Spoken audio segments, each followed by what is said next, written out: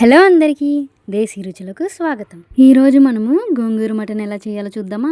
ముందుగా ఒక ప్యాన్ పెట్టేసి అందులో 3 టేబుల్ స్పూన్ దాకా ఆయిల్ వేయాలి. ఇప్పుడు సన్నగా తరిగి పెట్టుకున్న ఉల్లిపాయ మరియు పచ్చిమిర్చిని వేసుకోవాలి. ఈ రెండింటిని ఒకసారి కలిపి మనము 1 టేబుల్ స్పూన్ అల్లం వెల్లుల్లి పేస్ట్ని వేసుకోవాలి. ఇదంతా మనము ఒక 2 మినిట్స్ ఫ్రై చేసుకున్నాక మనము తరిగి పెట్టుకున్న టమాటా ముక్కల్ని వేసుకోవాలి. ఇదంతా మంచిగా కలుపుకున్నాక 1/2 టీ స్పూన్ పసుపు మరియు 2 టేబుల్ స్పూన్ దాకా ఉప్పు వేసుకోవాలి.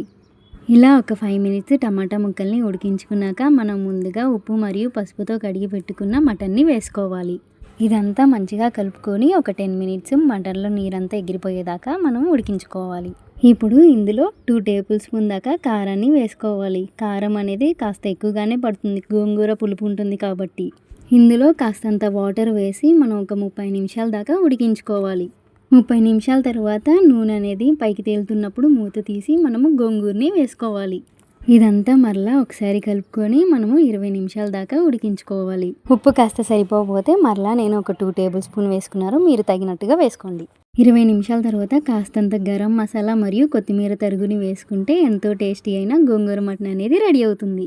అంతేనండి. నా ఛానల్ ఇంతవరకు సబ్స్క్రైబ్ చేయకపోతే లైక్ చేసి సబ్స్క్రైబ్ చేసి పక్కనున్న బెల్ ఐకాన్ క్లిక్ చేయండి. Bye bye, see you in next video.